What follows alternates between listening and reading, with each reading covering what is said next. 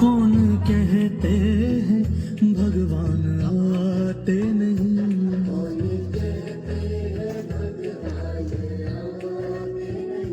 हम मीरा के जैसे बुलाते नहीं।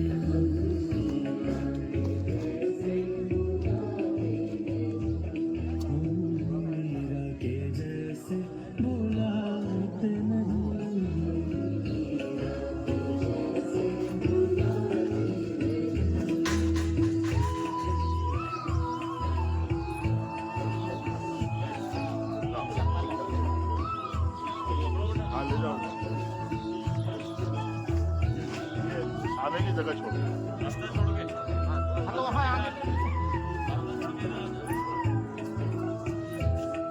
प्रणाम जी, प्रणाम। कौन कहते हैं भगवान प्रणाम खाते जी, आइए।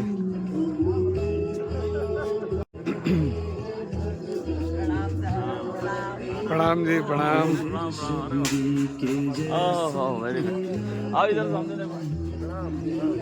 Special guest. बेशबरी के जैसे खिलाते नहीं,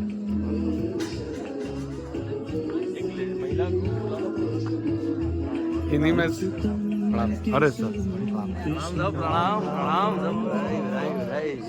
आई गए। कैसी रही यात्रा? लो।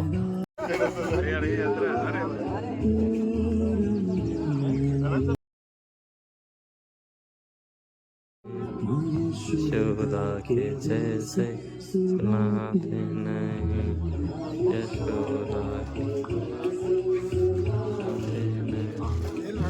यशोदा के जैसे सुलाते नहीं,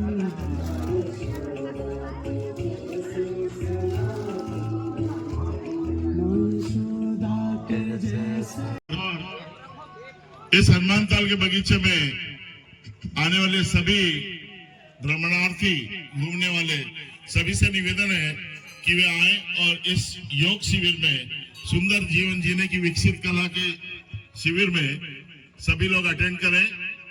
यहाँ पर हमारे द्वारा सही आहार, वास्तव में हमें क्या खाना चाहिए, सही व्यायाम, सही ध्यान और सही कर्म, जब व्यक्ति 4 कार्य एक साथ करेगा तभी जाकर उसका जीवन एक अति सुंदर होगा। यह सब यहाँ पर हमारे द्वारा बताया जाता है। यह कार्यक्रम प्रतिदिन कालका माता प्रांगण में स्टेज पर सुबह 6 से 8 बजे तक हम करते हैं। अभी प्रत्येक रविवार को अलग अलग क्षेत्रों में लोगों को व्यायाम, सही आहार के प्रति जागरूक करने के लिए हम अलग अलग क्षेत्रों में इस प्रकार के कार्यक्रम आयोजित करने जा रहे हैं। इसके तहत आज हनुमान ताल पर पुनः, इसके पहले भी एक बार हम कर चुके हैं, आज हनुमान ताल पर पुनः यह शिविर आयोजित किया जा रहा है।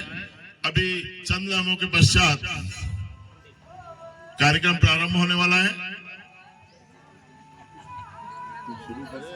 अनिल जी वर्मेचा और योग गुरु डॉक्टर पवन जी मुजावदिया साहब हैं, जो इस शिविर का संचालन करते हैं और प्रतिदिन अपनी सेवाएं देते हैं। तो मैं चाहूंगा कि अब हमारे बीच में हमारे योग गुरु श्री श्री डॉक्टर पवन जी मुजावदिया साहब, जो कि योग गुरु के साथ में एक अच्छे मोटिवेटर भी हैं, आपको अच्छी अच्छी कहानियां सुनाएंगे, मोटिवेट करेंगे, जीवन जीने की कला बताएंगे। अब मैं उनको आमंत्रित करता हूं कि वे आए और आज का कार्यक्रम प्रारंभ करें।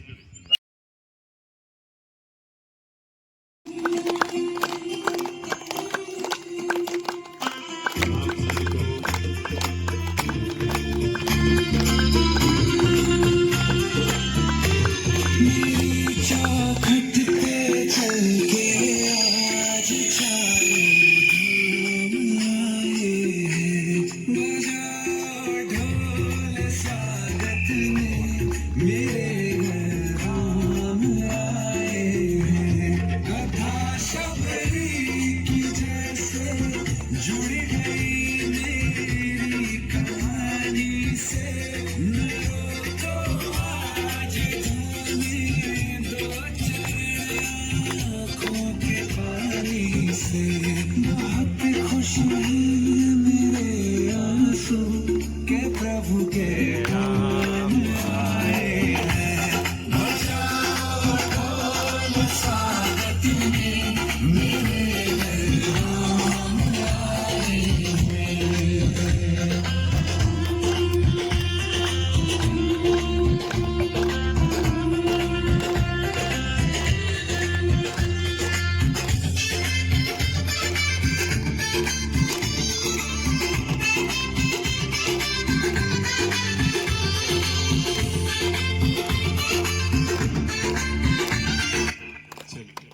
सुप्रभात सभी को मेरा प्रणाम। जय श्री कृष्णा, सुप्रभात। सभी लोग अपना स्थान ग्रहण करेंगे। सार्वजनिक है, सभी के लिए है, बिल्कुल पूर्णतः निशुल्क है। जितने भी ब्रह्मणार्थी यहाँ आ रहे हैं बगीचे में, वे भी इसमें भाग ले सकते हैं और एक सुंदर जीवन जीने की कला सीख सकते हैं।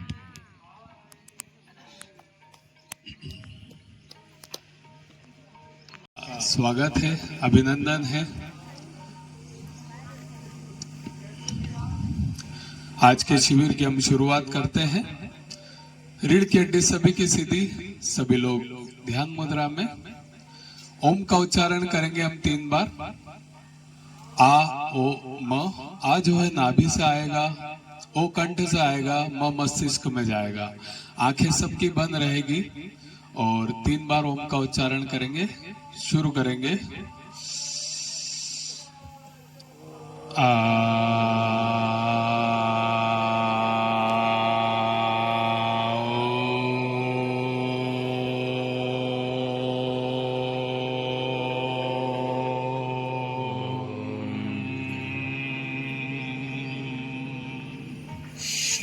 मुद्रा में होंगे। आती जाती सांसों को महसूस करना है। मन में चल रहे विचारों को विराम देना है। दोनों आंखों से नाक के टिप को निहारना है। कोशिश करेंगे कि हमारी पलकें भी न झपके, लगातार नाक के टिप को निहारती रहे। तो गहराई से इस ध्यान में प्रवेश करेंगे। एक म्यूजिक बजेगा, उसके साथ हम गहराई से इस ध्यान में प्रवेश करेंगे। तो शुरू करेंगे। अपलक नाक के टिप को निहारना है। कोशिश करेंगे कि हमारी आंख की पलकें भी न झपके। शुरू करेंगे।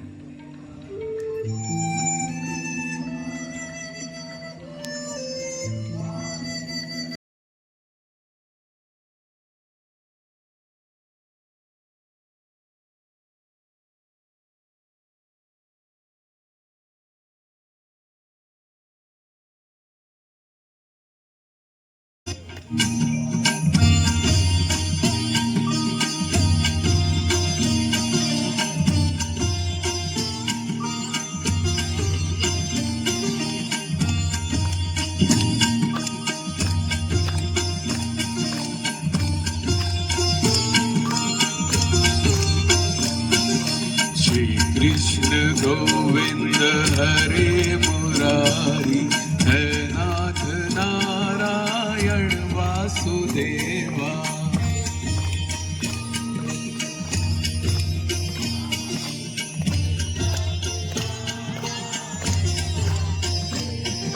श्री कृष्ण गोविंद हरे मुरारी, है नाथ नारायण वासुदेवा।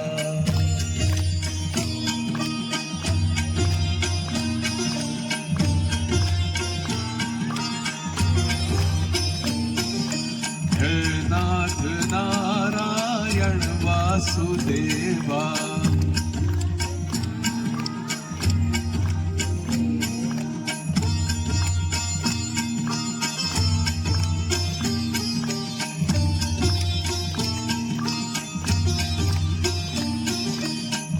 नाथ नारायण वासुदेवा।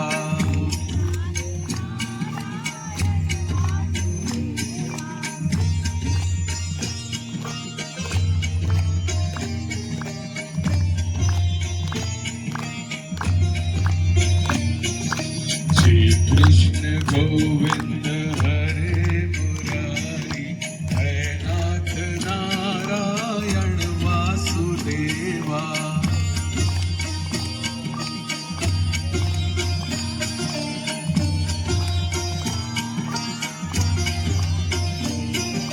श्री कृष्ण गोविंद हरे मुरारी, है नाथ नारायण वासुदेवा।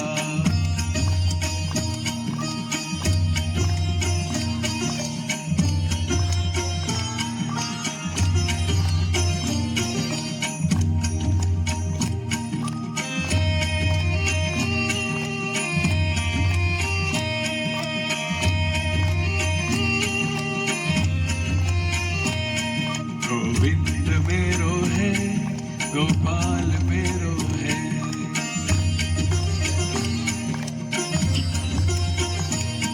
गोविंद मेरो है, गोपाल मेरो है।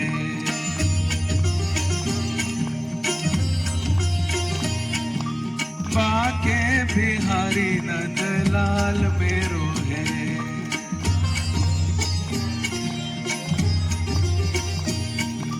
बाके बिहारी नंदलाल मेरो है।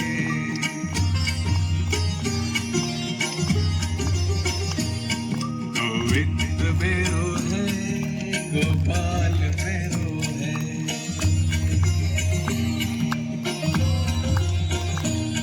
गोविंद मेरो है, गोपाल मेरो है।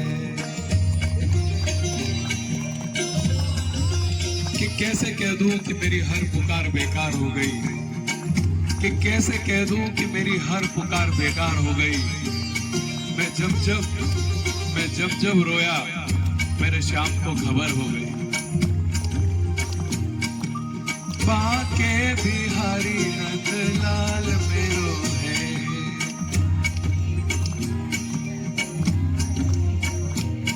गोविंद मेरो है, गोपाल मेरो है।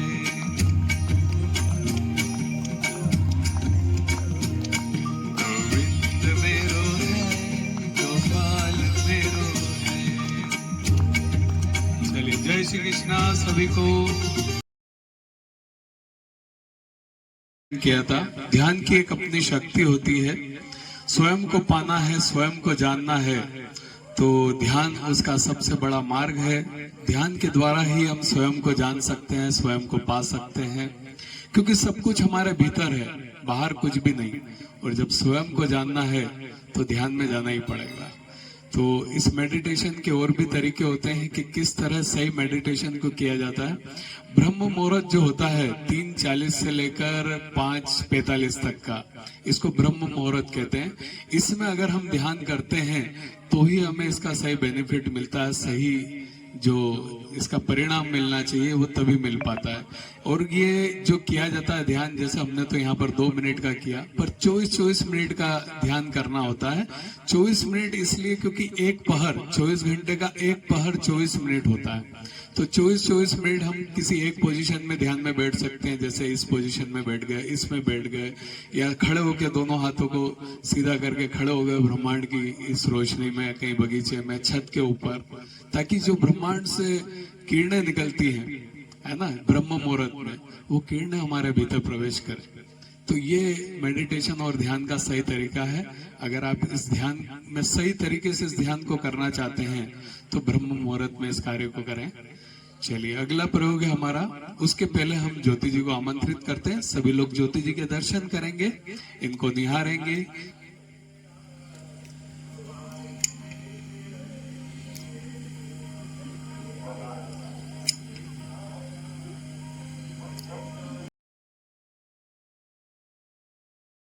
सभी लोग ज्योति जी को निहारेंगे, इनके दर्शन करेंगे,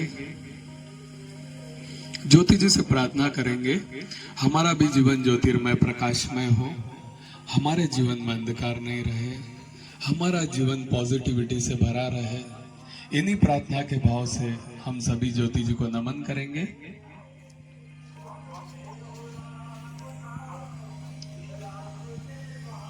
चलिए, अगला प्रयोग है हमारा मैग्नेटिक ऑरा एक्टिवेशन, जिसमें सभी लोग अपने स्थान पर पहले खड़े होंगे। दोनों हाथ अपने नाभि के आसपास होंगे। राइट वाला हाथ ऊपर रहेगा, लेफ्ट वाला हाथ नीचे रहेगा।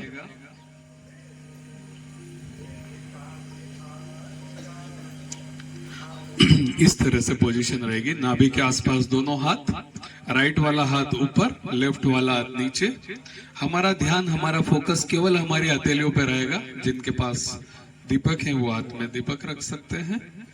हमारा ध्यान, हमारा फोकस पूरा हथेलियों पे रहेगा। मुंह की लार को रोक के रखेंगे, चेहरे पे मुस्कुराहट रखेंगे। सबसे पहले हमें राइट वाली दिशा में घूमना होगा। पहले हमारा राइट वाला लेग उठेगा, फिर लेफ्ट, इस तरह से घूमेंगे। बिल्कुल धीरे धीरे घूमना है ना। और अपना ध्यान, अपना फोकस अपलक ज्योति जी को निहारना है या हथेलियों को निहारना है। इधर उधर कहीं भी ध्यान नहीं जाएगा।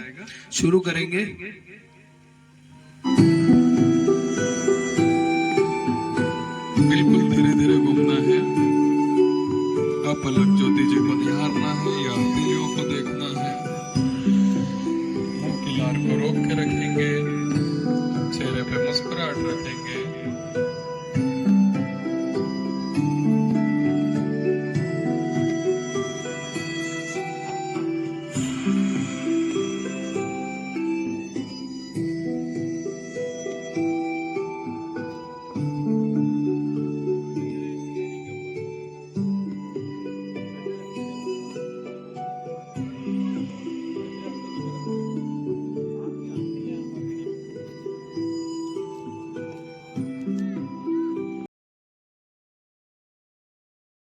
शक्ति है जो हमारे शरीर को संचालित करती है।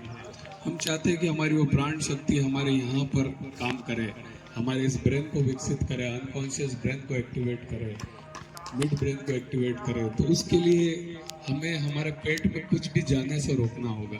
इसीलिए हम मुंह की लार को भी रोक के रखते हैं कि पेट में उस समय कुछ भी न जाए, नहीं तो हमारी प्राण शक्ति डिस्टर्ब होगी और वो इधर उधर काम करने लग जाएगी। हम चाहते हैं कि हमारी प्राण शक्ति यहाँ काम करे, इसको विकसित करे, तो हमें सब तरफ से प्राण शक्ति को फ्री रखना होगा। इसीलिए हम कहते हैं मुंह की लार को रख के रखेंगे किसी भी प्रयोग में, ताकि हम हमारी प्राण शक्ति को फ्री रख सकें। मेरी आवाज पीछे तक आ रही है? चलिए ठीक है। चलिए, अब ये तो था हमारा मैग्नेटिक और एक्टिवेशन। पश्चात पीते हैं तो काफी हमें एनर्जी मिलती है, चार्जिंग मिलता है, क्योंकि जो हम अलग अलग दिशाओं में घूम के जो इस पानी को चार्ज करते हैं वो इसका है। फिर ये हमारी एकाग्रता को बढ़ाता है, ब्रेन को विकसित करता है, इसलिए ये प्रयोग किया जाता है। चलिए, अगला प्रयोग है हमारा प्रथम प्रयोग बोल सकते हैं इसको। यहाँ से हमारे प्रयोग शुरू होते हैं, जीवन बदलने वाले इस प्रयोगों के बारे में जो हम आपको आज जानकारी देना आपके बीच आए हैं। तो प्रथम प्रयोग है हमारा ब्रीदिंग एक्सरसाइज, ब्रीदिंग टेक्निक का। देखिए, सबसे पहले तो हमें ये जानना होगा कि हमारे इस शरीर को चलाने के लिए, इस शरीर को चलने के लिए हमारे अंदर जो भगवान ने अद्भुत शक्तियां डाली है, इनको एक्टिवेट करने के लिए अद्भुत मशीनें हमारे शरीर के अंदर लगी है, उनको हम किस तरह एक्टिवेट कर पाए। तो उसके लिए सबसे पहले टेक्निक है ब्रीदिंग एक्सरसाइज। क्योंकि सबसे ज्यादा जरूरी कोई चीज हमारे लिए है, इस शरीर को चलाने के लिए है, तो वो है ऑक्सीजन। बिना खाना बिना पानी के हम कई दिन जिंदा रह सकते हैं, पर बिना ऑक्सीजन, सही है। तो क्या हम ऐसा करें जिससे हम हमारी बॉडी के हर ऑर्गन, हर सेल तक ज्यादा से ज्यादा ऑक्सीजन पहुंचा पाए। कैंसर का आज तक कोई इलाज नहीं मिला है। कैंसर हो जाता है, आदमी को लगता है कि बस अब तो अपना जीवन खत्म है। लेकिन कैंसर क्यों होता है, इसके अगर अपन हाईएस्ट कारण पे जाएं कि यार, क्योंकि अभी तक तो कोई उसकी कोई ऐसा कारण, फिक्स कारण नहीं मिला, इसलिए इलाज भी नहीं मिला। लेकिन अगर मेन कारण पे उसकी बात की जाए तो किसी भी पार्ट में, हमारे बॉडी के किसी भी पार्ट में, किसी भी सेल में लगातार ऑक्सीजन की कमी होती है, तो वहां पर कैंसर होता है। तो हम क्या करें कि हमारे शरीर के हर ऑर्गन, हर सेल तक ज्यादा से ज्यादा ऑक्सीजन पहुंचे। तो उसके लिए ब्रीदिंग टेक्निक है। हम हमारी लंग, फेफड़े ही हमारा काम करते हैं ना ऑक्सीजन कैरी करने का। तो क्या करें कि फेफड़े ज्यादा से ज्यादा ऑक्सीजन ले और वो ज्यादा से ज्यादा ऑक्सीजन कैरी करके हमारे शरीर तक पहुंचाए।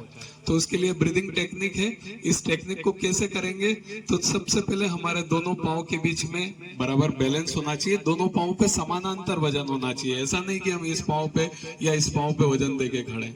दोनों पांव पे समानांतर वजन। दोनों पांव के बीच में शोल्डर इतनी दूरी रहेगी, जितना हमारा शोल्डर दूर है ना, उतनी दोनों पांव के बीच में दूरी रहेगी। ठीक है। दोनों हाथों की हथेलियां इस तरह आमने सामने होगी। ठीक है। हाथों का मूवमेंट केवल इतना होगा, सांस को बाहर फेंकना है। क्या करना है? नाक के द्वारा सांस को बाहर फेंकना है। जैसे ही मेरे हाथ नीचे आएंगे, सांस बाहर जाएगी और घुटने थोड़े मुड़ेंगे। अपने सामर्थ्य अनुसार आप तेज स्लो कर सकते हैं। जो लोग जंप करना चाहे वो एड़ी पंजे पे जंप करेंगे, केवल आधा इंच जंप करना है इस तरह। ठीक है। तो हम भक्ति के साथ शक्तियों को जगाएंगे। मैं एक भक्ति संगीत बजाऊंगा, एक भजन बजाऊंगा, उसके ऊपर हम ये ब्रीदिंग टेक्निक को करेंगे, ब्रीदिंग एक्सरसाइज को करेंगे। तो सभी तैयार हैं? चलिए, तो आप सबके जोश और पूरी ताकत के साथ हम भक्ति के साथ हमारी शक्तियों को जगाएंगे, हमारी फेफड़ों की कैपेसिटी को इंक्रीज करेंगे।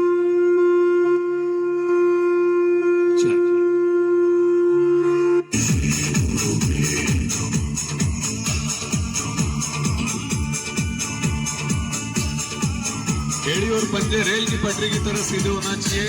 पंजे टेढ़े मेढ़े नहीं होंगे किसी के भी, रेल की पटरी की तरफ सीधे।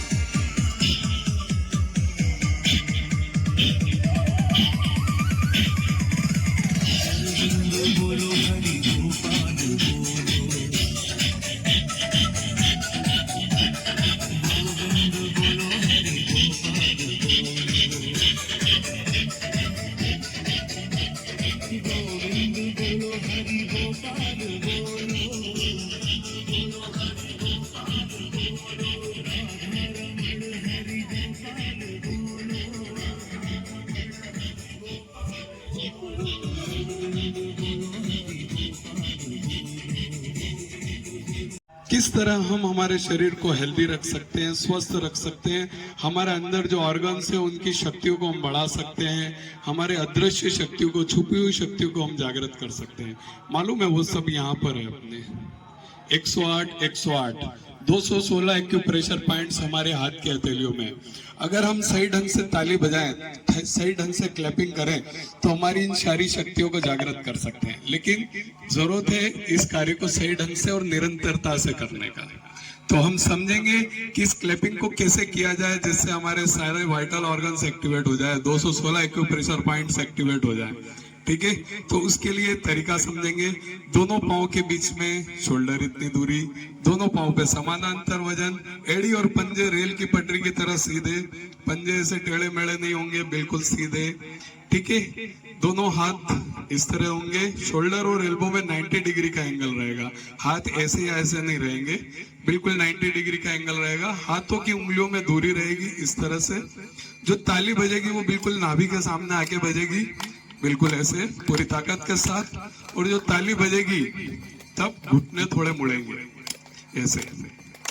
ठीक है, तो पूरी ताकत, पूरे जोश के साथ हम हमारे सारे एक्यूप्रेशर पॉइंट्स को एक्टिवेट करेंगे। तो सभी तैयार हैं?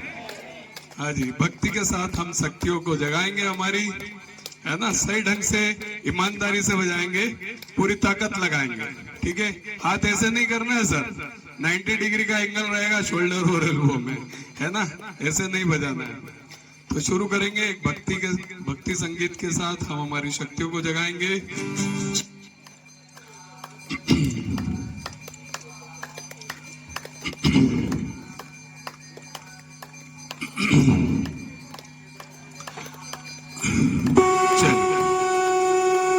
पोजीशन लेंगे सभी, किसी का भी डिसबैलेंस नहीं होना चाहिए वरना आपके घुटने खराब होंगे।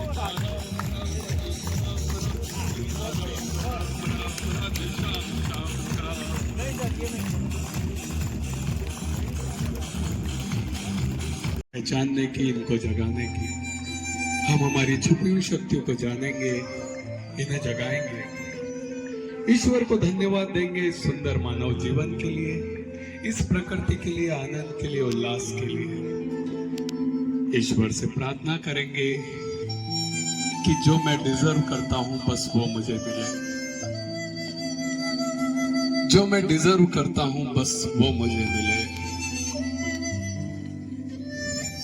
सब कुछ हमारे भीतर है, सब कुछ, बाहर कुछ भी नहीं। स्वयं को जानेंगे, स्वयं को पहचानेंगे। वो कहते हैं ना, खुद को जानो खुदा बन जाओ।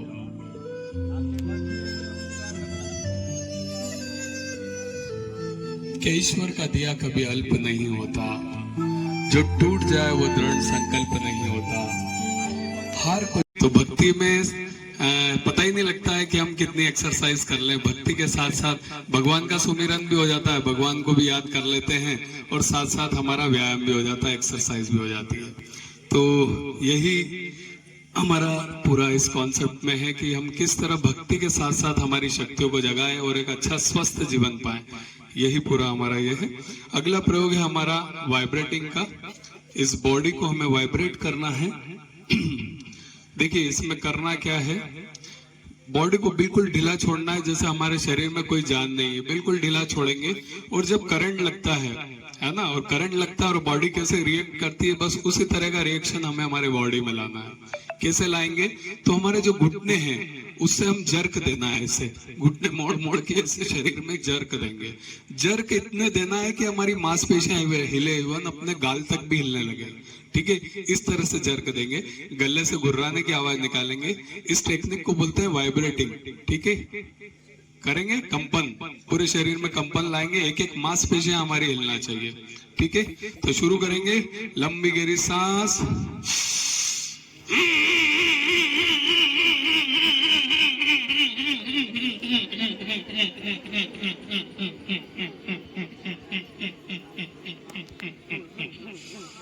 एक बार और। घुटने सभी के पांव बैलेंस में होना चाहिए, नहीं तो घुटने में खराबी आ जाएगी आपके। शुरू करेंगे, लंबी गहरी सांस,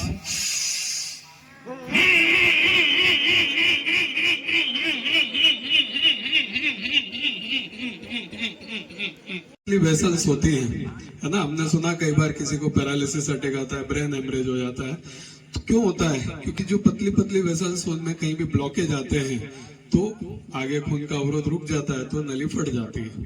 किसी का ब्लड प्रेशर ज्यादा होने से भी ये हो सकता है। तो हम टैपिंग के द्वारा हमारे जो पतली पतली वेसल्स उन ब्लॉकेज को हटाएंगे, तो ब्लड का फ्लो बढ़ जाएगा। ब्लड का फ्लो बढ़ा तो हर न्यूरॉन्स तक ऑक्सीजन बढ़ जाएगा और हमारा ब्रेन भी विकसित होगा, अच्छे विचार हमारे मन में आएंगे, नेगेटिव थॉट्स कम आएंगे, पॉजिटिव थिंकिंग आएगी, क्योंकि हमारा ब्रेन विकसित होगा। तो टेपिंग को करना कैसे, इसमें भी नी जॉइंट से जर्क लेना है और इस तरह से टेप करना है। एक भक्ति संगीत बजेगा, उसके साथ हम इस कार्य को करेंगे। अलग अलग पार्ट को हम टेप करेंगे। मैं जैसा निर्देश देता जाऊंगा वैसे आप इसको फॉलो करेंगे। शुरू करेंगे,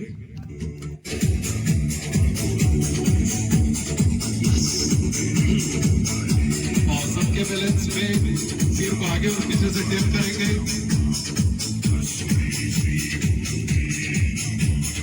जोर से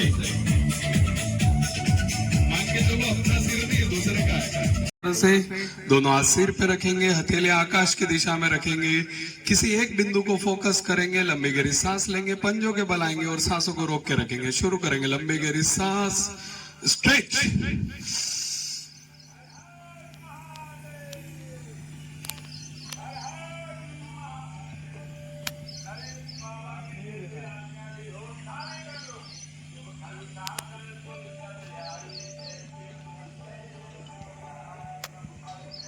एक लक्ष्य सामने एक ही देखेंगे तो अच्छा रहेगा। एक बार और। जरूरी नहीं है कि कोई कितनी देर कर रहा है, आपके सामर्थ्य अनुसार कर सकते हैं आप, नहीं तो सांस अटक जाएगी। शुरू करेंगे, लंबी गहरी सांस। हमारी हड्डियों को मजबूत बना सकते हैं इस आसन के द्वारा। पूरी बॉडी को कांटेक्ट करना है इस आसन में हमें। ये जो हमारे घुटने थोड़े मुड़ेंगे इस तरह से, ठीक है, ऐसे रीढ़ की हड्डी ऐसे नहीं जाएगी, बिल्कुल ऐसे सीधे रहेंगे। ठीक है, और हाथों को ऐसे कांटेक्ट करना है, दांतों को भींच के रखना और शेर की तरह दहाड़ना है। शेर कैसे दहाड़ता है, उस तरह से। ठीक है, दांतों को भींच के रखेंगे, रीढ़ की हड्डी ना आगे झुकेगी ना पीछे, पूरी ताकत लगाएंगे इस आसन में। शुरू करेंगे, लंबी गहरी सांस,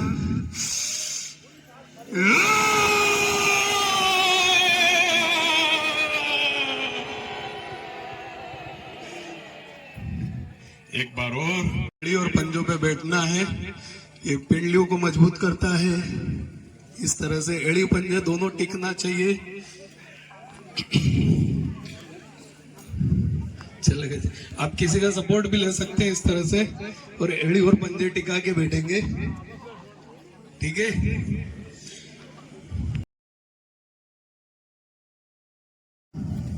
कैसे हैं सब? अभी जो हमने इतने प्रयोग किए, कैसा लगा सबको? अच्छा लगा? अभी आगे बहुत अच्छी चीजें और हमने ऐड कर रखी इसके अंदर। अभी इस मेरी स्पीच के बाद 30 मिनट का लगातार एक प्रयोग है, जिसमें आपको आनंद आ जाएगा। आपकी बॉडी के एक एक पार्ट की ऑयलिंग और ग्रीसिंग हो जाएगी। तो हम उस प्रयोग में भी जाएंगे। कुछ बातें मैं आपसे शेयर करना चाहता हूं।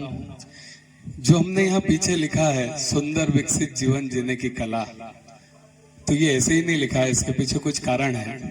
उन्हीं पे हम कुछ चर्चा करेंगे। मेरी बात शुरू करता हूँ। एक कविता के माध्यम से मैं अपनी बातों को शुरू करूंगा कि इन दिनों कुछ नया आभास सा हुआ है, कि इन दिनों कुछ नया आभास सा हुआ है, अपने भीतर परिवर्तन कुछ खास सा हुआ है और प्यार के अर्थ का दोबारा एहसास सा हुआ है। जब तुम कहते हो किसी से प्यार करते हो, बदले में प्यार पाने का इंतजार करते हो, मिल जाए तो ठीक वरना उसकी बुराई सरे बाजार करते हो। तुम्हारी चेहरे की हालत तुम्हारी दशा बताती है और भीतर के खोखलेपन को दर्शाती है। माना कि कमाई तुम्हारी तिजोरी में जाती है पर दिल की भूमि हर वक्त वीरान सी नजर आती है। इसलिए अभी भी वक्त है अपने आप को जगाने का और जीवन की इस दिशा को घुमाने का और प्यार के इस महान समंदर में गोते लगाने का।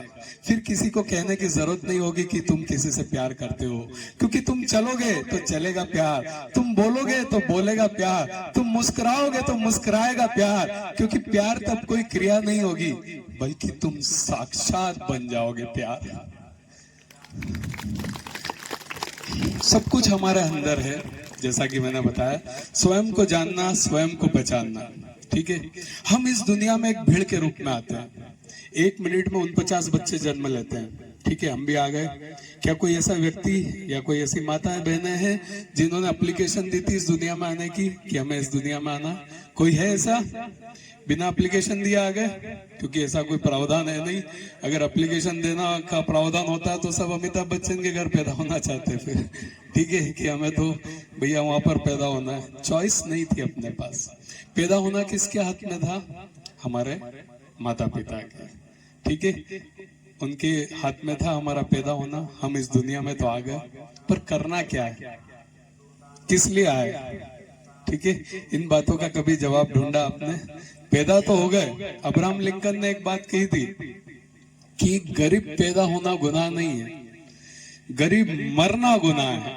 ठीक है, आप कैसे और किन परिस्थितियों में पैदा हुए ये आपके हाथ में नहीं था, पर किन परिस्थितियों में जाएंगे ये केवल अपने हाथ में है। लाचार बेबस होके मरना चाहते हैं या कुछ अच्छा करके जाना चाहते हैं कि जिससे दुनिया आपको याद करे, ये सब अपने हाथ में है। किसके हाथ में है? अपने हाथ में। मतलब केवल मैं बात कर रहा हूँ कि केवल पैसे से ही, गरीब का मतलब शारीरिक और मानसिक दोनों बात कर रहा हूँ, है ना। एटीट्यूड से भी अगर कोई व्यक्ति नेगेटिव है और वो नेगेटिव होके मरता है तो उसका जीवन व्यर्थ है। तो केवल पैसे से ही गरीबी की बात नहीं कर रहा हूं मैं, शारीरिक, मानसिक और आर्थिक तीनों गरीबी की बात कर रहा हूं। ठीक है, तो हम किस तरह हमारे जीवन को एक सुंदर और विकसित जीवन बनाएं। धरती पे तो आ गए, अब हम क्या अच्छा करें, कैसे इस शरीर को अच्छा बनाएं, कैसे हमारे अंदर अच्छे विचार आए, कैसे हम ज्यादा से ज्यादा पॉजिटिव सोचें। क्योंकि देखिए, हर चीज की शुरुआत कैसे होती है? कहाँ से होती है? सोच से होती है ना। आज मुझे करोड़पति बनना है, मैं सोचूंगा तो बन पाऊंगा, नहीं सोचूंगा तो क्या कभी बन पाऊंगा? मुझे क्या बनना है ये मैं सोचूंगा तो बन पाऊंगा, है ना। तो हमें ये भी तो सोचना होगा कि हम क्या अच्छा करें, किस तरह हमारे जीवन को अच्छा बनाएं।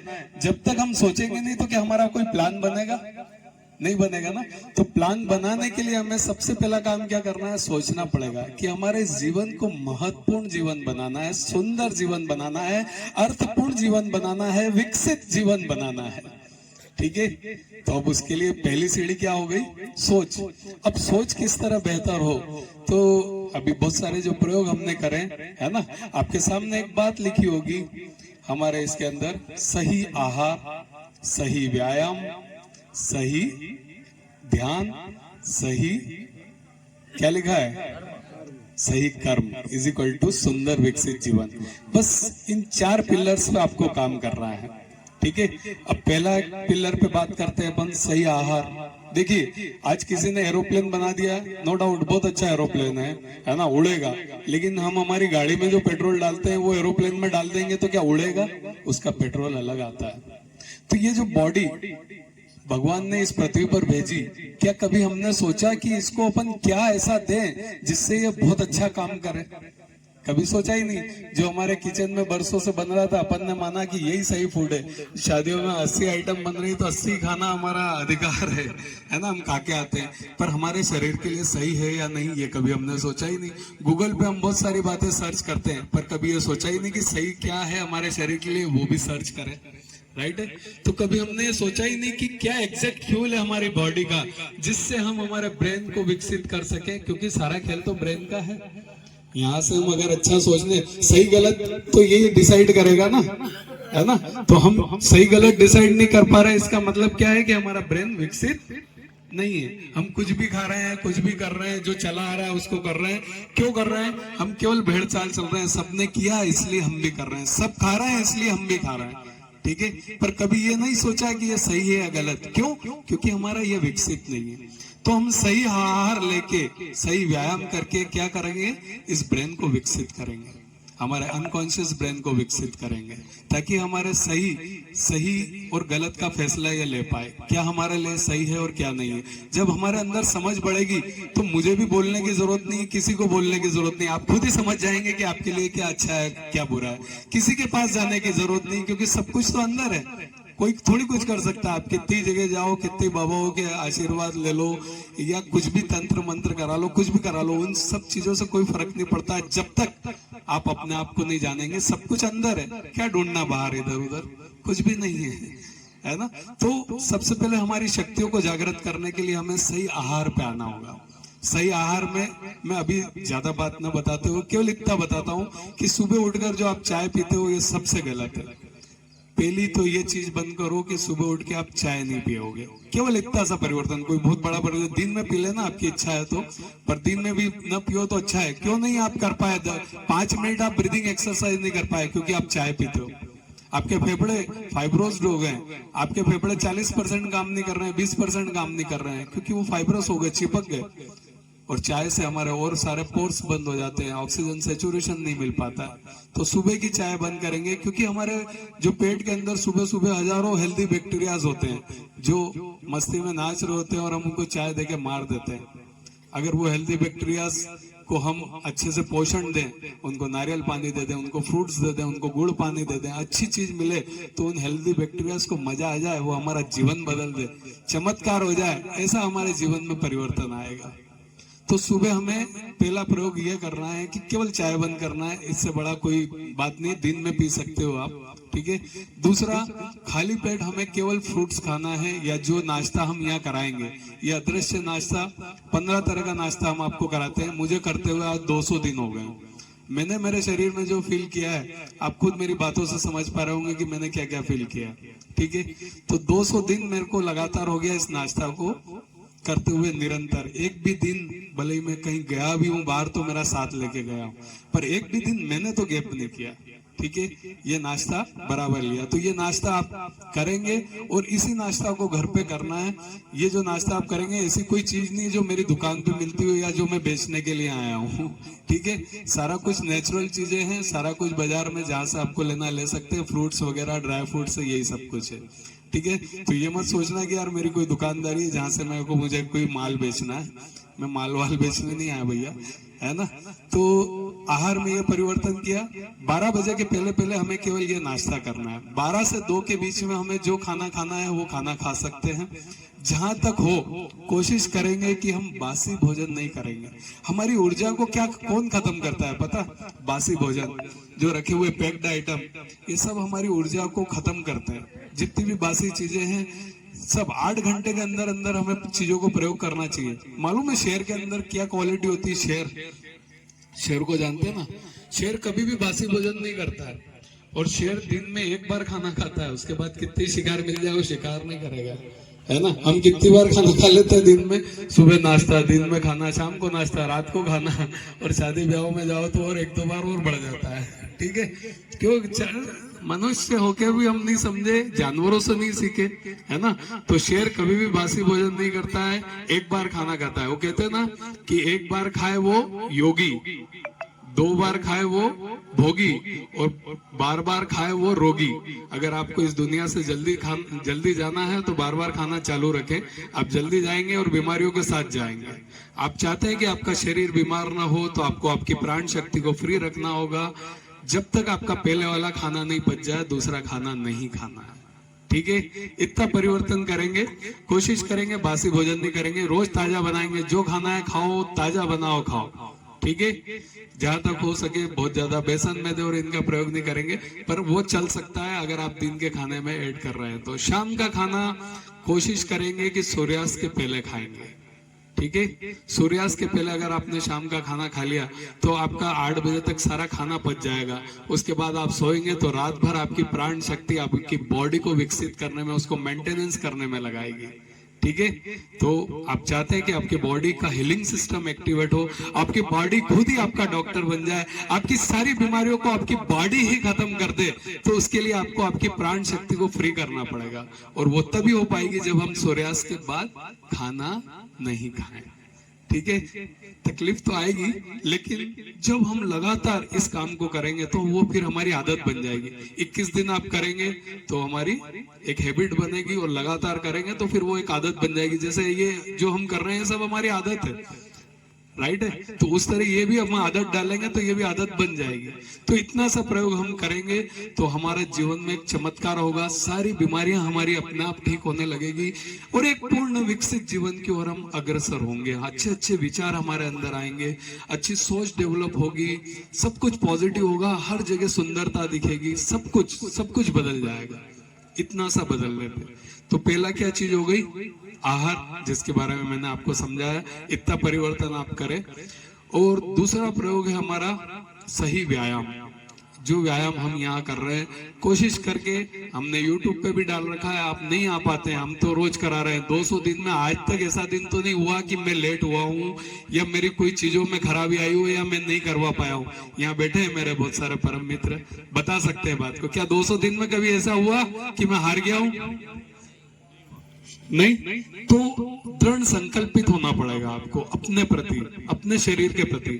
अगर आप दृढ़ संकल्प लेते हैं तो 100%। नहीं आ पा रहे हैं, घर पे करें, कोशिश करें, आए, सबके साथ मिले, बैठे, बात करें, इससे स्ट्रेस भी कम होगा, मिलना जुलना होगा, नया परिचय बढ़ेगा, है ना। तो ये और अच्छा माहौल होता है। तो जो हम योग प्रयोग कर रहे हैं सारे डेफिनेटली जबरदस्त योग प्रयोग है, भक्ति के साथ साथ शक्तियों को जगाने का। तो दूसरा हो गया हमारा सही व्यायाम। तीसरा, मैंने मेडिटेशन ध्यान के बारे में आपको बता ही दिया है कि ब्रह्म मुहूर्त में अगर आप ध्यान करते हैं तो उससे बढ़िया कोई चीज नहीं है। स्वयं को पाना है, स्वयं को जानना है, स्वयं को विकसित करना है, तो ब्रह्म मुहूर्त में 24 मिनट के आप मेडिटेशन ध्यान साधना कर सकते हैं। और चौथी चीज क्या है? क्या बच रहा है? सही कर्म। हमारे हनीमन जी हमारे फाउंडर है होम्योपैथी के, उनके टाइम का एक किस्सा है। एक शायद मैंने पहले सुनाया भी हो तो मुझे मालूम नहीं, लेकिन उनके टाइम का एक किस्सा था। जब वो प्रैक्टिस कर रहे होते हैं, वो खुद एक एलोपैथी डॉक्टर थे और उन्होंने होम्योपैथी की खोज की थी। मैं चूंकि होम्योपैथिक चिकित्सक हूँ, मैंने इस बात को पढ़ा है, इसलिए आपको बता रहा हूँ कि एक बार वो इलाज कर रहे थे, बैठे थे, तो एक ही बीमारी के उनके पास 4 मरीज आए। ठीक है साहब, हनीमन साहब ने अच्छे से उनको पूरा पूछा करा, दवाई दे दी चारों को 7-7 दिन की। मरीज ठीक नहीं, उनसे फिर पूछताछ करी, उनको फिर दवाई दी, फिर 7 दिन बाद बुलाया, एक मरीज फिर ठीक हो गया, एक मरीज फिर भी ठीक नहीं हुआ। डॉक्टर साहब ने फिर बहुत पूछताछ करी, फिर दवाई दी, ऐसे करके करते 3 महीने गुजर गए, लेकिन वो एक मरीज ठीक होने का नाम नहीं ले रहा था। डॉक्टर साहब बोले यार कि मैं सही, मेरी दवाई भी सही, सब कुछ सही। तो वो मरीज को बोलते हैं कि यार मैं सही हूं, मेरी दवाई सही है, मैं सब कुछ सही हूं, तेरे कर्म खराब है। तो कई बार होता है कि कई लोग भटकते रहते हैं इलाज के लिए, नए नए डॉक्टर्स को ढूंढते रहते हैं, लेकिन अगर वो इस चीज में बदलाव करें तो डेफिनेटली उनको रिजल्ट मिलेगा। होता है कई बार, मानते हैं इस बात को सभी कि हमारे कर्म ही हमारा भाग्य बनाते हैं, मानते हैं। तो किस तरह हमने इसीलिए इस चीज को इसमें जोड़ा। हमारे द्वारा भी हमने कुछ ऐसे सेवा गतिविधियां चला रखी है। सिविल हॉस्पिटल में हम मरीजों की मदद करते हैं इलाज के लिए, हमारे कई परम साथी उसमें सहयोग करते हैं। तो किस तरह हम अच्छे कर्म करें, लोगों की जब भी हमें समय मिल जाए तो हम लोगों की मदद कर सकें, क्योंकि हमारे अच्छे कर्म ही अच्छा भाग्य लिखेंगे। वो कहते हैं ना कि एक नाम के तो लाखों इंसान है, हमारे कर्म ही हमारी पहचान है। तो किस तरह हम अच्छे कर्म करें, एक छोटी सी स्टोरी मैं कर्म पे सुनाता हूँ, मुझे याद आई है, तो शायद इससे आपको क्लियर हो जाएगा कि हमारे कर्म हमारे विचार कितना काम करते हैं। स्टोरी है कि भगवान कहते हैं कि तू वही करता है जो तू चाहता है, पर होता वही है जो मैं चाहता हूं। इसलिए तू वो कर जो मैं चाहता हूं, फिर होगा वही जो तू चाहता है। एक बहुत अच्छी जोरदार कहानी है, ध्यान से सुनिएगा, बहुत मजा आएगा। कहानी है हमारे भगवान श्री कृष्ण और उनके सखा धनुर्धर अर्जुन की। उस समय की बात थी, श्री कृष्ण अपने सखा अर्जुन को कहते हैं कि चलो आओ नगर भ्रमण करके आते हैं। दोनों नगर भ्रमण पे निकल जाते हैं, भ्रमण करते हैं। भ्रमण करते करते हुए अर्जुन जी की नजर एक ब्राह्मण देवता पे पड़ती है। वो ब्राह्मण देवता घर घर जाकर भिक्षा मांग रहे होते हैं। अर्जुन को ये बात अच्छी नहीं लगती है। अर्जुन श्री कृष्ण जी से बात कहते हैं कि मुझे अच्छा नहीं लग रहा है, ब्राह्मण देवता घर घर जाके भिक्षा मांग रहे हैं, मैं इनकी कुछ मदद करना चाहता हूँ। वो ब्राह्मण देवता को बुलाते हैं और कहते हैं, प्रणाम ब्राह्मण देवता, आप घर घर जाके भिक्षा मांग रहे हो, मुझे अच्छा नहीं लग रहा है। ये सोने की एक वो पोटली रहती है उनके पास, जिसमें सोने के बहुत सारे सिक्के होते हैं, वो निकाल के ब्राह्मण देवता को देते हैं और कहते हैं ये रखिए आप, और ये भिक्षा मत मांगिए।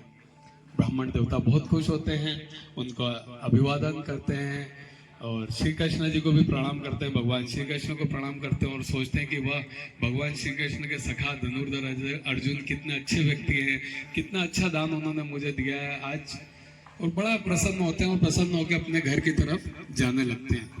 जाते जाते उनके दिमाग में एक ही विचार चलता है, जो ब्राह्मण देवता होता है, कि मजा आ गया, अब तो मेरा जीवन सुखी हो जाएगा, मेरी सारी समस्याएं खत्म हो जाएगी, मैं तो बड़े आनंद करूंगा, मैं तो बड़े मजे करूंगा, मेरा ये मेरा वो, ये उसके दिमाग में चलता रहता है।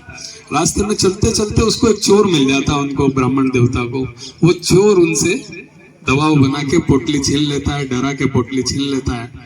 ब्राह्मण देवता मायूस हो जाते हैं, मायूस होते होते अपने घर जाते हैं, अपनी पत्नी को सारी बात बताते हैं कि आज अच्छा श्री कृष्ण, भगवान श्री कृष्ण और उनके सखा अर्जुन जी मिले थे और उन्होंने मेरी बहुत अच्छी मदद करी थी, बहुत अच्छे व्यक्ति हैं, उन्होंने मुझे सोनों की सिक्के की पोटली दी थी, मैं लेके आ रहा था, पर एक चोर ने मुझसे वो पोटली छीन ली, मेरा तो भाग्य खराब है, और ऐसा वैसा, और बड़े दुखी हो जाते हैं दोनों।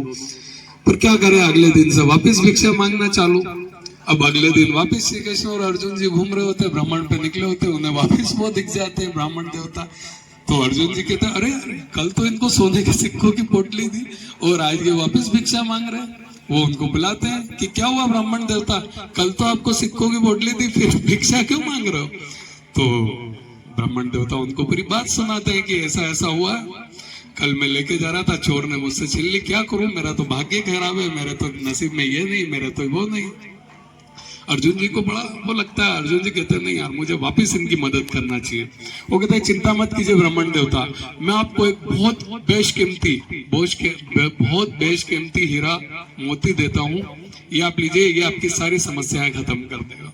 वो एक बहुत बेशकीमती हीरा निकालते हैं और ब्राह्मण देवता को देते हैं। ब्राह्मण देवता फिर प्रसन्न हो जाते हैं, गदगद हो जाते हैं, उनका अभिवादन करते हैं कि बहुत बहुत धन्यवाद, श्री कृष्ण जी को प्रणाम करते हैं और घर की ओर निकल जाते हैं। इस बार वो बड़ा सिक्योरिटी से ले जाते हैं कि कहीं चोरी ना हो जाए। घर जाते हैं जैसे तैसे मोती लेके, और घर पे चूंकि उनकी वाइफ, उनकी पत्नी होती नहीं, कहीं पानी भरने गई होती है, तो वो एक पुराना घड़ा देखते हैं, अच्छी, क्योंकि उन्हें लगता है वापस चोरी ना हो जाए, तो एक पुराने घड़े में वो मोती रख के, और चूंकि थक जाते हैं तो सो जाते हैं।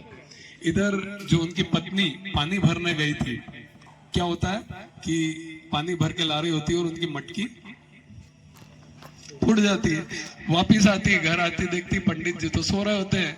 वो पुरानी मटकी जिसमें वो हीरा डाला है वो लेके पानी भरने चली जाती है, और जैसे ही पानी में मटकी को डुबाती है और हीरा निकल के नदी में चला जाता है। पानी भर के लाती है, इधर पंडित जी उठते हैं, उनका दिमाग खराब, मटकी है ही नहीं। वो पूछते हैं, क्या हुआ है मटकी? बोले, मैं तो पानी भर के लाई। वो फिर पूरी बात बताते हैं कि देखो फिर चौपट हो गया, अपने नसीब में, अपने भाग्य में सुख है ही नहीं, क्या करें। फिर वापस अपने काम पे भिक्षा के लिए निकल जाते हैं। फिर वापस से अर्जुन जी और उनका सामना होता है। अर्जुन जी देखते हैं, अरे पंडित जी फिर भिक्षा मांग रहे हैं। तो बुलाते हैं, पूछते हैं, फिर पंडित जी पूरी कहानी सुनाते हैं कि ऐसा हुआ, मटकी में छुपाया, मटकी से निकल के हीरा नदी में चला गया, मेरा भाग्य खराब है, मेरा ये मेरा वो। अब अर्जुन जी श्री कृष्ण जी को बोलते हैं भगवान आप ही अब कुछ निदान करो इनका, मैंने 2 बार मदद कर दी फिर भी कुछ नहीं हुआ इनका, अब आप ही कुछ कीजिए। भगवान अपने पास से 2 आने निकालते हैं, एक आने के 2 सिक्के निकालते हैं और उन पंडित जी को दे देते हैं। पंडित जी सोचते हैं यार इतने बड़े भगवान, श्री कृष्ण जी के दोस्त, श्री कृष्ण जी के दोस्त ने तो हमेशा इतनी बढ़िया मदद करी, हीरा दिया, कभी सोने के सिक्कों की भीड़, ये 2 आने दे रहे हैं, क्या होगा इससे मेरा। पर अब चूंकि भगवान के सामने क्या बोले तो ठीक है, वो भगवान कहते हैं उनको कि 2 आने लो और वापिस यहीं से पलटो और डायरेक्ट अपने घर जाओ, कहीं मत, बस डायरेक्ट घर जाओ, अब आगे कहीं नहीं जाना है, यहाँ से पलटो और घर जाओ। ठीक है साहब, अब मन से वो सिक्के ले लेते हैं। सिक्के लेने के बाद उनके मन में क्या चलता है, इन 2 आनों से मेरा क्या होगा, है ना, मेरे जीवन में तो कुछ होना नहीं है, क्यों ना इस सिक्के से क्या करूं क्या करूं। इतने में क्या होता है, एक मछली पकड़ने वाला मछली नदी से मछली पकड़ के लेके आ रहा होता है, ठीक है, लेके आ रहा होता है तो उसके दिमाग में आता है यार अब 2 आने का मैं क्या करूंगा, इस मछली की जिंदगी बचा लेता हूँ, इससे मछुआरे से खरीद के इसको वापस नदी में छोड़ देता हूँ। तो उनका जो कमंडल होता है मछुआरों को रोकते हैं, बोलते हैं यार ये मछली मुझे दे दे, मैं इसे आजाद करूंगा। 2 आने में वो सौदा हो जाता है, वो मछली उसके कमंडल में डाल देते हैं। ब्राह्मण देवता कमंडल लेके नदी के वहां जैसे ही मछली को नदी में छोड़ रहे होते हैं तो इतने में उनको कमंडल में हीरा दिख जाता है, वही अनमोल मोती जो मछली के पेट में था और उसने उस कमंडल में दे दिया, वही मछली घूम के उनके कमंडल में आ जाती है। तो जो साधु महात्मा होते हैं, जो साधु होते हैं, वो ब्राह्मण देवता होते हैं, वो देख के चौंक जाते हैं और जोर से चिल्लाते हैं मिल गया मिल गया मिल गया। इतने में वो चोर उधर से जा रहा होता है जिनने उसकी जो सोने की पोटली चुराई होती है। तो वो चोर समझ जाता है कि अरे ब्राह्मण देवता ने मुझे पहचान लिया, ये मुझे पकड़वा देंगे। तो वो ब्राह्मण देवता के पैरों में जाके गिर जाता है कि यार ब्राह्मण देवता मुझे माफ कर दो, मुझे सजा वजा मत दिलाओ, ये आपकी सोने के सिक्कों की पोटली पकड़ो। ठीक है साहब, अब ब्राह्मण देवता के पास के चरणों में चोर गिरा होता है, उनके हाथ में हीरा होता है, एक हाथ में सोने की पोटली होती है, सब कुछ बदल चुका होता है। ये देख के अर्जुन जी ये बात दूर से देख रहे होते, ये देख के वो अर्जुन जी श्री कृष्ण जी से बोलते हैं, भगवान श्री कृष्ण से बोलते हैं कि क्या लीला है प्रभु, जब मैंने इसको सोने की पोटली दी तो कुछ भी, सोने के सिक्कों की पोटली दी तो कोई जीवन में बदलाव नहीं आया, हीरा दिया तो भी इसके जीवन में कुछ बदलाव नहीं आया, आपने केवल 2 आने दिए और इसका सारा जीवन पलट गया, सब कुछ इसको मिल गया, क्या लीला है प्रभु आपकी। तो प्रभु कहते हैं ये कोई लीला विला नहीं, ये सारा जो खेल है ये हमारे कर्मों का, हमारी सोच का है। कैसे? क्योंकि जब तुमने सोने के सिक्कों की पोटली दी तो ब्राह्मण देवता के दिमाग में क्या चल रहा था, मेरा जीवन में सब कुछ अच्छा हो जाएगा, मेरा ये मेरा वो, मेरा परिवार खुश हो जाएगा, सिर्फ मैं सोच रहा था। जब तुमने हीरा दिया तब भी उसने यही सोचा कि मेरा सब कुछ सही हो जाएगा, मेरा परिवार सुखी हो जाएगा। लेकिन जब मैंने उसको 2 सिक्के दिए तब उसके दिमाग में क्या चला कि यार 2 सिक्के से मैं इस मछली का जीवन बचा लेता हूं। जब उसने दूसरे के जीवन के बचाने के बारे में सोचा तो उसका जीवन में चमत्कार हो गया। तो हमारे अच्छे कर्म, इस कहानी से हमें यही शिक्षा मिलती है कि हमारे अच्छे कर्म ही, हमारे अच्छी सोच ही अच्छा भाग्य लेकर आते हैं। इस कहानी का सार यही था। कई बार बड़े बड़े संकट, बड़ी बड़ी घटनाएं टल जाती हैं क्योंकि अच्छे कर्मों की वजह से, राइट है। देखा ना आपने, कई बार बड़े बड़े संकट टल जाते हैं, अपन कहते हैं यार बहुत लकी यार तू बच गया, है ना, वो उसके अच्छे कर्मों की वजह से होता है कि वो उन तकलीफों से भी निकलकर बाहर आ जाता है। तो अच्छे कर्म, दौलत कमाना बहुत आसान है, पैसा आप बहुत आसानी से कमा सकते हो, पैसा कमाना मुश्किल नहीं है, पर दुआएं कमाना मुश्किल है। कोशिश करें कि ज्यादा से ज्यादा दुआएं कमाएं, जब भी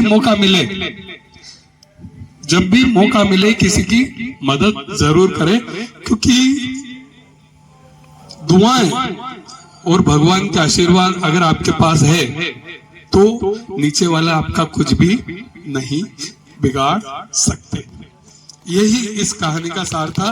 तो ये अच्छे कर्मों की कहानी सुनाने का मतलब यही था। कर्मों की बात निकली तो मेरे दिमाग में एक कहानी आई थी। तो जब भी समय मिले हम इस कार्य को करेंगे, एक अच्छा भक्ति संगीत करेंगे, उसके बाद हम अगले प्रयोग में प्रवेश करेंगे। थोड़ा भावुक ज्यादा हो जाता हूं मैं बोलते बोलते। कि सुदामा जी ने श्री कृष्ण जी के हिस्से के चने खा लिए थे, मानते हैं? कितने लोग मानते हैं कि सुदामा जी गलत थे? हाथ खड़े करें।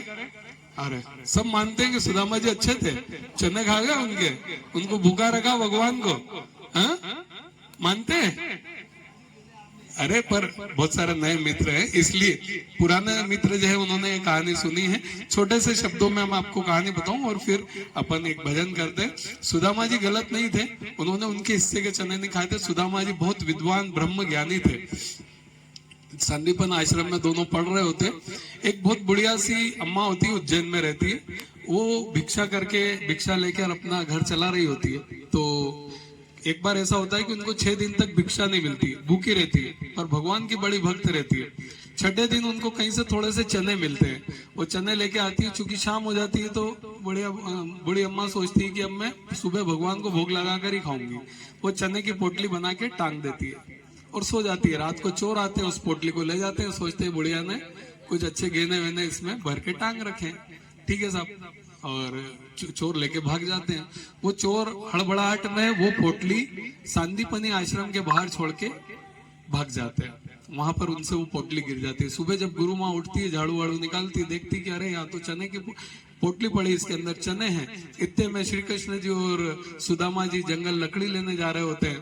तो गुरु माँ सोचती कि चलो ठीक है, ये बच्चे जा रहे हैं, ये भूख लगेगी तो खा लेंगे। वो पोटली उनको दे देती है। जैसे ही पोटली सुदामा जी के हाथ में देती है तो सुदामा जी चूंकि ब्रह्म ज्ञानी थे, विद्वान थे, वो उस पोटली की कहानी समझ जाते हैं। क्योंकि जब बूढ़ी अम्मा सुबह उठ के देखती है कि वो जो पोटली है वो गायब हो गई, चोर चोरी कर गए, तो वो श्राप देती है कि जो भी इस पोटली के चनों को खाएगा वो जीवन भर दरिद्र रहेगा। ये श्राप वो दे देती है। अब जैसे ही सुदामा जी के हाथ में पोटली आती है तो उन्हें पता लग जाता है कि इसमें तो श्राप लगा हुआ है। चूंकि अब गुरु माँ कहती है कि दोनों मिल के खा लेना, जंगल में भूख लगे तो।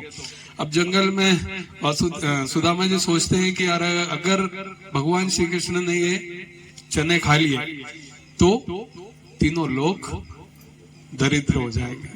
इस कारण सुदामा जी वो सारे चने खुद खा लेते और जीवन भर दरिद्र रहते हैं।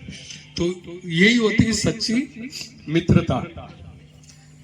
सच्ची मित्रता के ऊपर बोला है ना कि सच्चा मित्र वो है, श्री राम जी ने कहा, प्रभु श्री राम जी ने कहा सुग्रीव जी को कि सच्चा मित्र वो होता है जो अपने हारे हुए मित्र को जिताने के लिए अपनी प्रिय से प्रिय वस्तु का बलिदान कर दे। और पाप कर्म को भोगते हुए अगर उसे नरक भी जाना पड़े तो मतलब उसमें सहर्ष स्वीकार होना चाहिए। यही सच्ची मित्रता है और यही मित्रता का आदर्श है। तो यही ट्रू स्टोरी थी। वो कहते ना कर्ण के बारे में कि अंजाम की खबर तो कर्ण को भी थी, पर बात तो दोस्ती निभाने की थी। तो दुर्योधन से दोस्ती निभाने के लिए उसने अधर्म का भी साथ दे दिया था। तो कन्हैया को अब है सुदामा।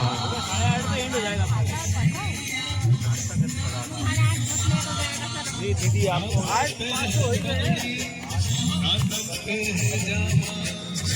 बता दो कन्हैया को नाम है सुदामा। सर पे है पगड़ी, नौतर पे है जामा। बता दो कन्हैया को नाम है सुदामा।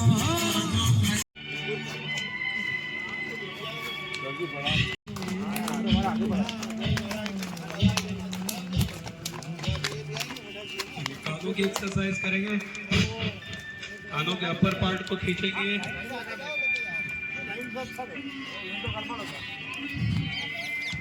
अपर पार्ट खींचेंगे, मिडिल पार्ट, लोअर पार्ट। चलिए कानों के देखिए एक्सरसाइज के बाद गर्दन की एक्सरसाइज करेंगे, दोनों हाथ कमर पे, गर्दन को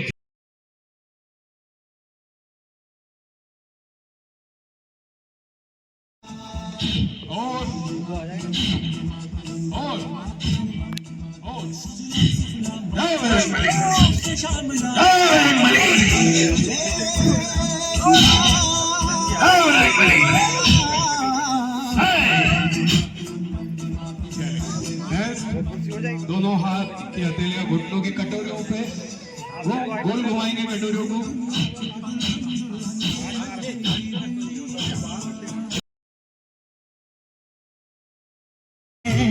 अंगड़ाई लेती है धरती, लहराती तरुणाई है।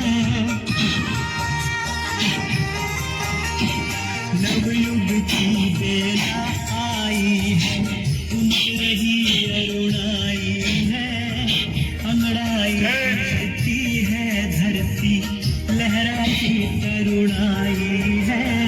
किस प्रभाती के गा कहवा तुमको आज जगाती है। अद्भुत बनना है युग का, ऐसा पाठ पढ़ाती है। मीठे सपने छोड़ थामो, मीठे सपने छोड़ थामो, दौर नए अभियानों की।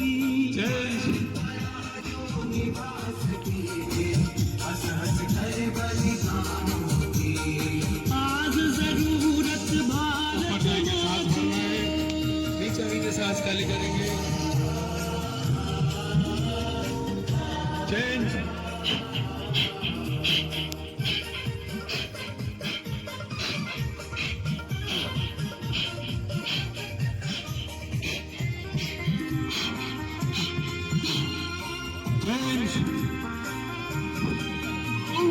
वीर भूमि पर जन्म लिया तुम, घुटने को मस्तक पहचानो चलाएंगे। को पूर्ण करो तुम आगे चलकर भारत माँ के सपनों को। चलिए नेक्स्ट। वीर भूमि पर जन्म लिया तुम, पहचानो अपने को।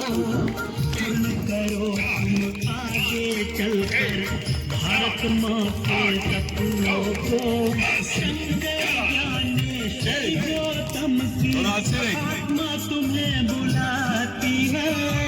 सीता अनुसुईया दुर्गा की परंपरा अकुलाती है।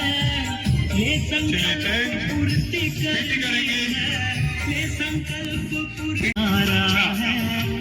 और हिमालय की चोटी से एक बार और करेंगे, सभी एक ही दिशा में घूमेंगे, है ना? 1 2 3 तुमको भर कर पुकारा है। और हिमालय की चोटी से ऋषियों ने ललकारा है। तुम में हमारा मातृभूमि की गरिमा लेकर भूमंडल पर छा जाओ। तुम हो उनके अंश के उनके अंश के जिनने गति मोड़ी तूफानों की।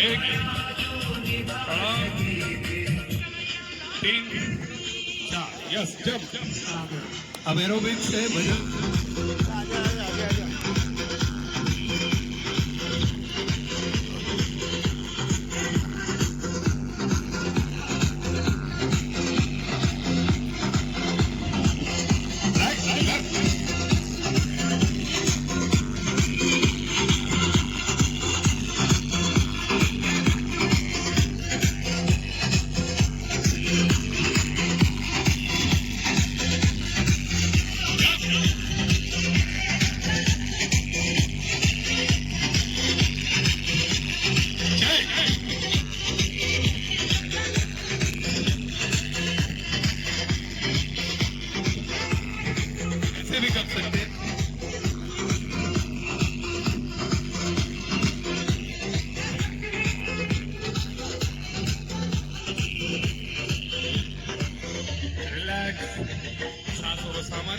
करेंगे, पहले गति को सामान्य करेंगे।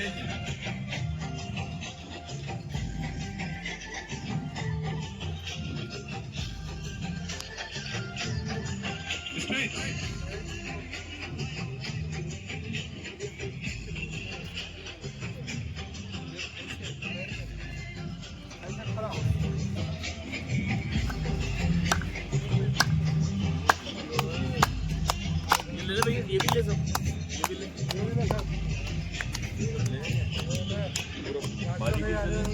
बारीकी से ले सब। पूरा ले।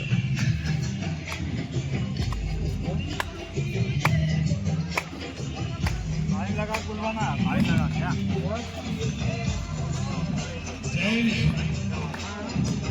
इधर से कोई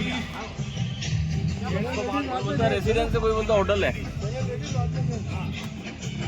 पहले लेडीज हो, पहले लेडीज। चलिए बात हुई।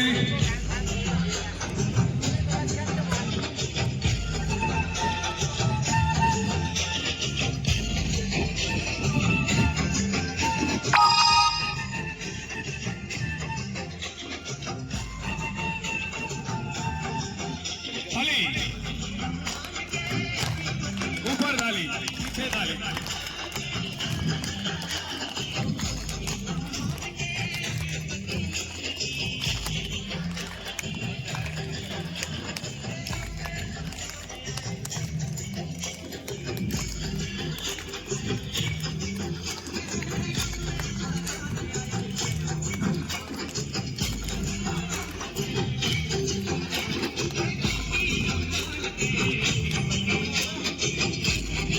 नीचे, थाली टाइम।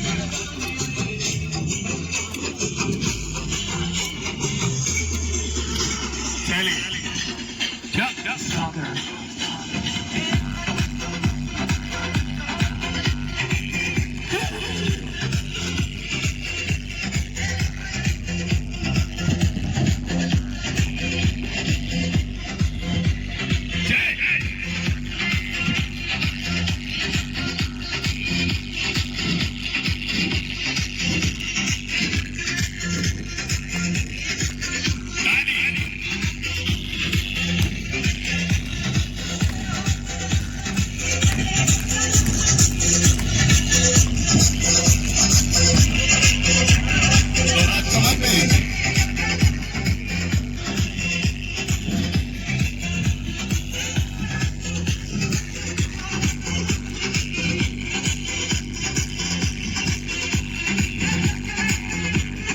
बोलिए जय कन्हैया लाल की।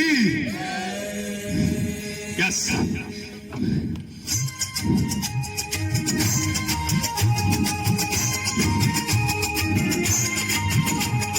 छोटा सा मंदिर बनाएंगे, राधे श्याम आएंगे। छोटा सा मंदिर बनाएंगे, राधे श्याम आएंगे।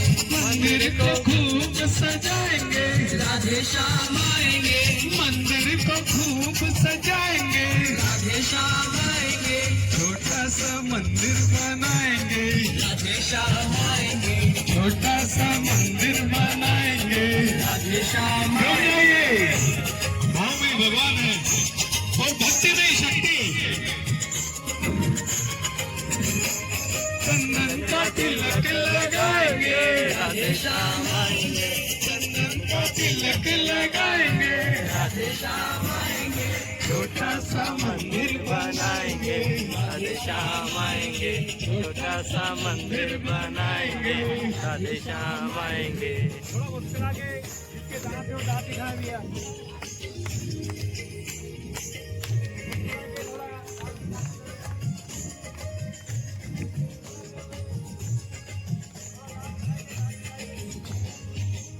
गोविंद गोपाल गाएंगे, राधे श्याम आएंगे।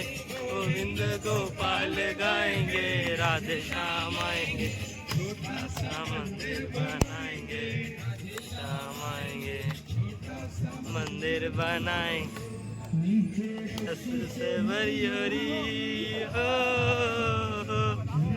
रस से भरियोरी राधा रानी ला। महारानी लागे निकालो कारो Jamuna zero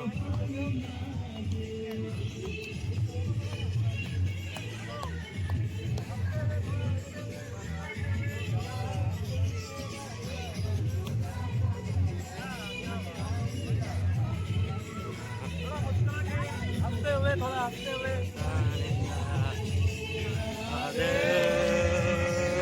Radhe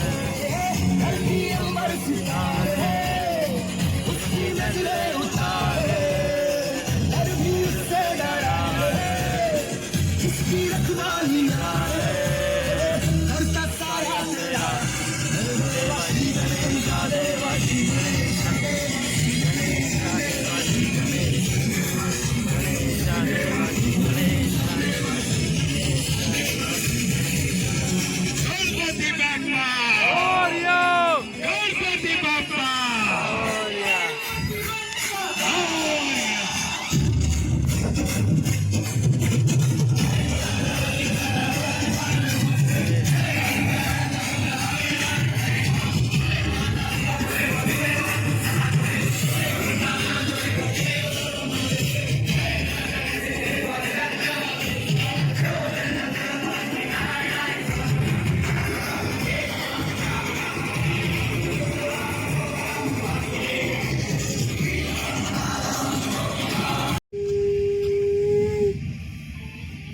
Bluetooth connected.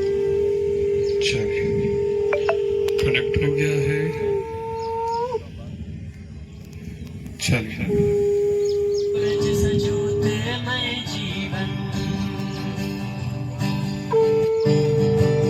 प्रातः के समय हम सूर्य देवता का आह्वान करते हैं कि हे सूर्य देवता, हमें भी आप जैसा तेजस्वी ओजस्वी बना दे, 24 घंटे काम करने की शक्ति प्रदान करे, हमारी वाणी से किसी का मन न दुखे ऐसी हमें वाणी दे। समस्त सूर्य देव उनके जीवन में हुए हैं।